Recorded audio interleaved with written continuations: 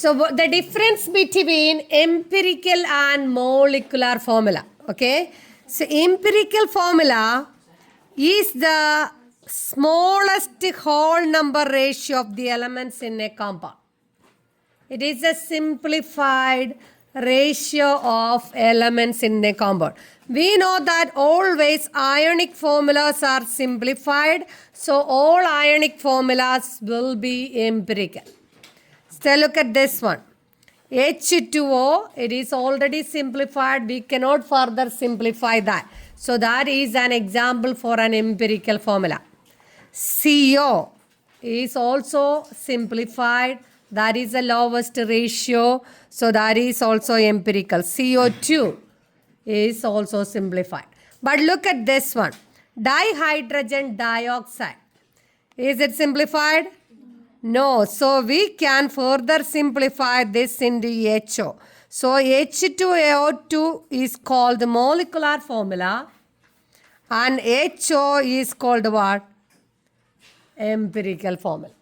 Same thing, C4H8, we can still simplify into CH2. So C4H8 is called the molecular formula and CH2 is called what? Empirical formula. So there is this one, you have to change that to 16, S16. Okay, so this is also molecular formula. We can simplify that into P5S8. So one more time, empirical formula is the smallest ratio. Like in ionic compound, we will always use smallest ratio. But in covalent compounds, we will never simplify. So there will be molecular formula and empirical formula will be different. And these are the rounding rules we need later while doing the calculations. Okay. Let's go do this practice. It says P4O8. Is that empirical or molecular? Molecular. What is the empirical formula for that compound? PO2. Very good. Now, S2Cl2, is it empirical or molecular? Molecular. What is empirical for that? SCl. Because it is 2 and 2, we can simplify. What about C6H12O6? Molecular. And what is the empirical formula for that? CH2O. And what about the last one? Can you simplify that? No. So it is already what? Empirical formula. So that is the difference between empirical and molecular formula. Is it good? Okay. Okay, so I'm going to teach you how to find empirical and molecular formula from the percentage composition. Okay, let's do this question. Find the empirical formula for a compound contains 79.8% of carbon and 20.2% of hydrogen. Okay, so first step, you have to write the percentage in grams. No conversion needed. You will just replace the percentage symbol into gram. So we'll write carbon is equal to 79.8 gram. And hydrogen is equal to 20.2 gram. So we have the grams. Now we need moles. So we know that moles, we are usually doing the T chart. Gram will go here, gram go here, then 1 mole go here. There is a multiple step. We don't need a T chart because this is not dimensional analysis. So basically you are dividing the given mass with atomic mass. So moles of carbon is equal to the given mass, which is 79.8, divided by what is the atomic mass of carbon? Molar mass of carbon from the periodic table, 12.01. So you will get what? You will divide the atomic mass, given mass with the molar mass. You will get what? 6.54? 79.8 divided by 12.01. 6.64, I think. Yeah. Now hydrogen, we will do the same thing. We need to find the moles of hydrogen, find the mass of hydrogen from the periodic table and divide. So it is 20.2 divided by 1.01 is what? 20. Okay, 20.0 something. Yeah. So now you have moles of carbon and moles of hydrogen. I need a simple ratio of that. How can you find a simple ratio of two numbers? Find the lowest number, then divide both numbers with that. Which is the lowest in this? So I'm going to divide 6.64 with the 6.64. I'll get what? 1. And also divide 20 with the 6.64. So divide with the smallest number.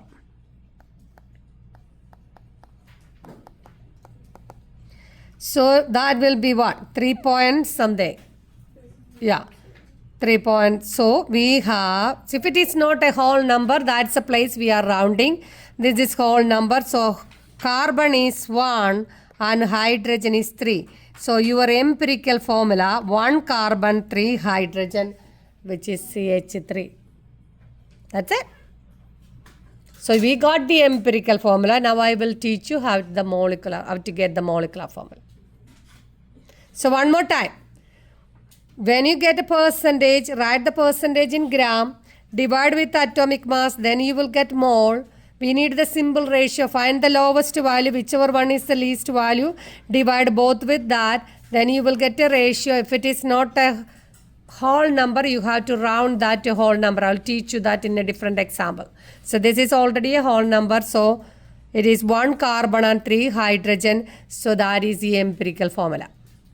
So now we know that we need to multiply with a number to get a molecular formula because that is a symbol. This is a symbol ratio. So I will teach you how to get that symbol number. Go to the next question.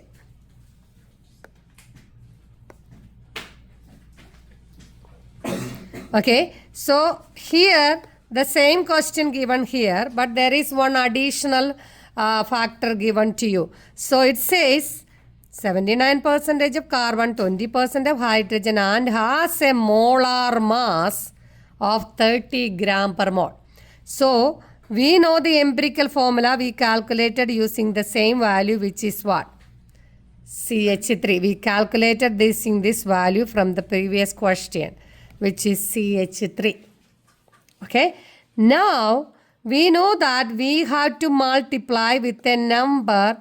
We always need to multiply empirical formula with a number to get molecular formula. Because here we divided with a number. So here PO2, if you multiply PO2 with 4, you will get P4O8. So I'm going to find how to get this number, okay? No? Okay, here. On the question, the molecular mass is given, which is 30.0. This is the molar mass. And I need to find the empirical mass from this formula. What is the empirical formula here? CH3. How will you find the empirical mass? Yeah, calculate it. So there is 1 carbon which is 12.01 plus hydrogen it is 1.01 and there are 3 hydrogen. So we'll be getting how much? 15.04 gram. That is called empirical formula mass. So you have given molecular mass here and we will divide that number with the empirical mass. You will get 1.99 something. I will round that to what? 2. So now you have the molecular formula, which is empirical formula times this number, which is 2. Empirical formula is CH3. You times with the 2. So C will become C2. H will become what? 6. That is the molecular formula. question. How many of you understand this? If you didn't understand, there is another method I can teach you. I think this is, you good?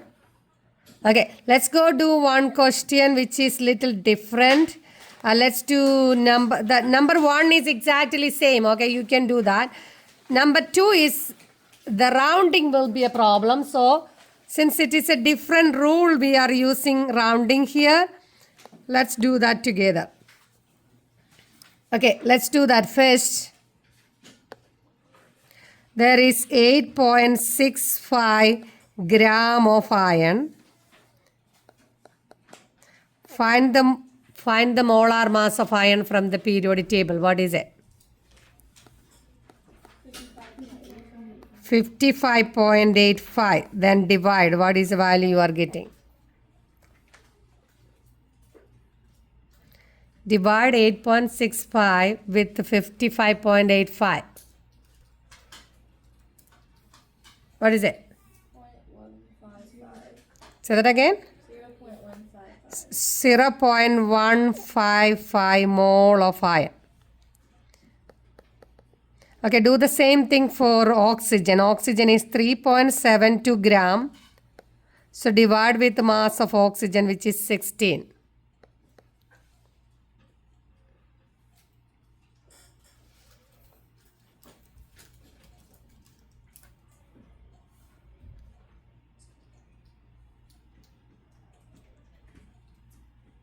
What is it?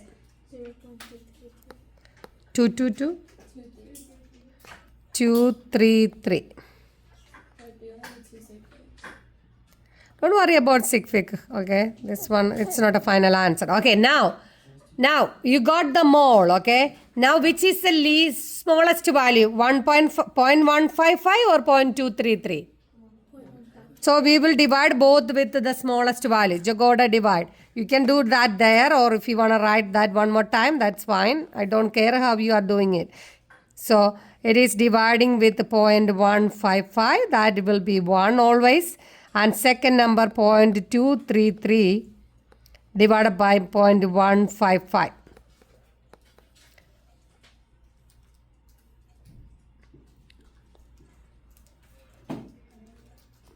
What do you got? Oh, that is a problem, okay? So you got 1.503. Normally the rule we learned if it is 5 or above, we will round up, and if it is below 5, we will round down. But for empirical formula, if you do that, you will end up in very wrong answer. So how can I make this into a whole number without rounding? Is there any other way? I need to make this into a whole number. Multiply with what? 2. So I'm going to multiply this with 2, and I also multiply this also with 2. So 1 times 2 is 2. 1.5 times 2 is, you will get a 3.0 something. That one you can round to what? 3. So now iron is 2. Iron is 2. And oxygen is what? 3. So the empirical formula is Fe2O3. Since we don't have molar mass here, you can do the molecular formula. So that's it. Good job. So we are done with the packet. And one more thing.